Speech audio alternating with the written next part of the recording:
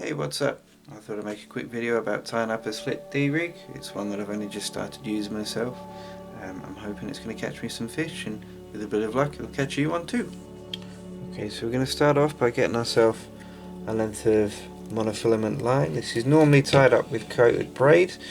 However, I find this a little easier to tie with, so for the purpose of the video we're going to use some mono. So start off by cutting yourself a decent length. We'll see if you can adjust the length of this longer or shorter depending on your needs.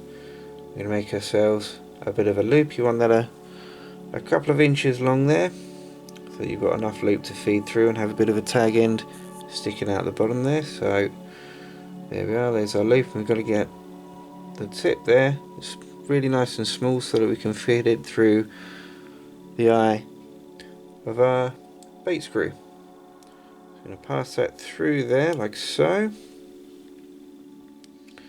and feed that down a little way, like so. Then we're going to take our hook and pass our hook through that loop that we've just made, like so. So it's hanging off the end there. Slide that down so that your bait screw is sitting flush against the back of the hook there. How you position this, you'll find your own position ever so slightly. Most people say to aim the bottom of the bait screw to line up with the tip of the hook, like so. So bottom of the bait screw is here, the tip of the hook is just here. You want them lined up more or less like so. Hold those two nice and flush against the hook itself there, and then we're going to take our long section, which will be the main section of our hook length, and pass that through the back of the eye like so. And thread that all the way through. We're going to tuck our tag end of the rig out of the way, but we want to keep that there to trap it underneath the rest of the rig. Around underneath the rest of this where we whip up. So we're going to take our main line and we're going to whip that around the hook like so. That helps trap it in place like so. Then we're going to come up and we're going to send our hook length back through the back of the eye like so, to finish off the whipping knot like that. And that's all there is to it. That's that bit tied. So there we go. Like I say, this would normally be tied with coated braid.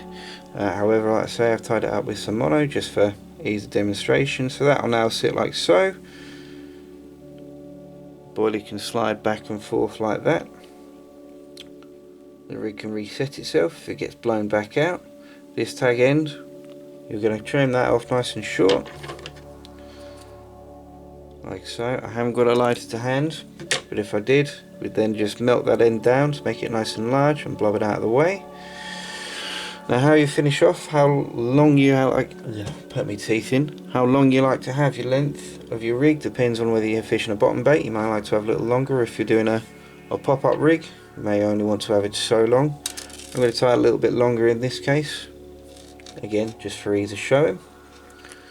Now we're going to take our anti-tangle tube, anti-tangle sleeve, and slide that through the skinny end there like so. Slide it down. We're going to have it that way round so that the tube can butt onto the swivel like so.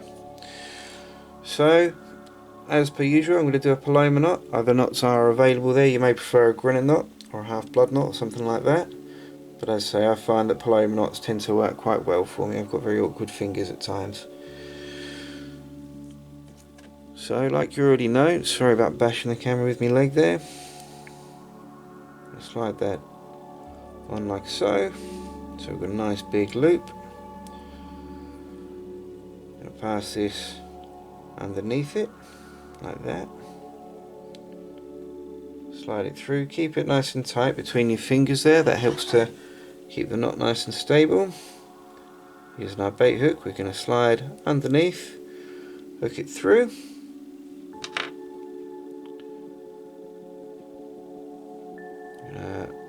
get our swivel through that loop there now. We want to try and avoid twisting it there, because twisting will stop it from bedding down quite as well. There we go. And then we're going to wet that loop to help it slide down a little bit more. Obviously, if that line has already been in the lake water, don't go licking it, because you never know what kind of germs and such there are floating around. There we go, super. Now we're going to trim off, tang in like so. We can slide our anti-tangle sleeve. If you haven't got any anti-tangle sleeves, don't panic. If you've got the bits needed for a lead clip system, you can just use the tail rubber off a lead clip. That will work very similar. There we go. So we're going to push that up. We're going to wiggle that up onto the nut. There we go, like so. One split D-rig. Very nice. One thing I forgot to mention, if you're using this as a pop-up rig, you'll need to balance off the weight of the pop-up against the rig itself there. A lot of people use tungsten putty for this. If you don't have any tungsten putty, you can use some split shot just to weigh it off there. So depending on how deep you want your rig to sit, we're going to take our split shot and we're going to fix that to the back of the rig there, so the opposite side of the line to the hook. So let's say, for instance, you want your rig sitting around about that high. There we go, squeeze it on. Obviously you close it up a little more tightly, with the idea being that your rig would sit more or less like that. So that shot would help keep that flat and your bait would be sticking up like so.